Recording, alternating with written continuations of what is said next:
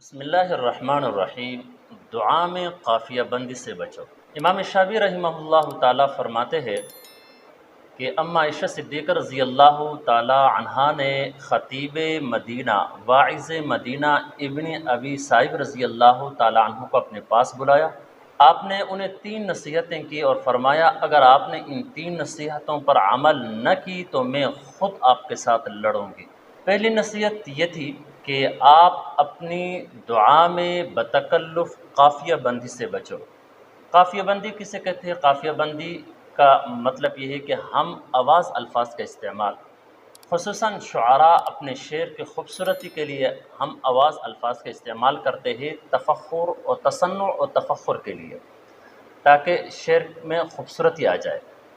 تو آپ نے فرمایا آپ دعا میں قافیہ بندی سے بچو، کیونکہ میں نے حضور صلی اللہ علیہ وسلم اور صحابہ کرام کو دیکھا وہ بالکل سادہ الفاظ میں دعا کیا کرتے تھے۔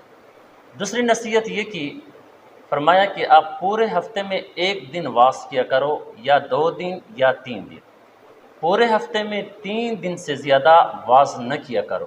اگر آپ ایسا کرو گے تو لوگ اللہ کے کلام سے اکتا جائیں گے۔ تیسری نصیحت آپ رضی اللہ تعالی عنہ نے یہ کی کہ جب آپ کہیں جاؤ اور وہاں پر لوگ آپس میں گفتگو کر رہے ہو، آپ وہاں جا کر ان کی گفتگو کو توڑ کر اپنے مدعا اپنا گفتگو شروع نہ کر دینا جب تک وہ آپس کی گفتگو ختم کر کے آپ کو اجازت نہ دے۔ یہ 3 نصیحتیں اما عائشہ صدیقہ رضی اللہ تعالی عنہ نے ابن ابی سائب رضی اللہ تعالی عنہ جو مدینے کے خطیب تھے، واعظ تھے، واعظ کیا کرتے تھے، ان کو کر دی۔ یہ 3 نصیحتیں آج کل کے خطباء کے لیے اور آج کل کے واعظین کے لیے بھی بہت اہم ہے۔ ان 3 نصیحتوں پر آج کل بھی ہمیں عمل کرنے کی کوشش کرنی چاہیے۔ اللہ ہمیں فہم نصیب فرمائے۔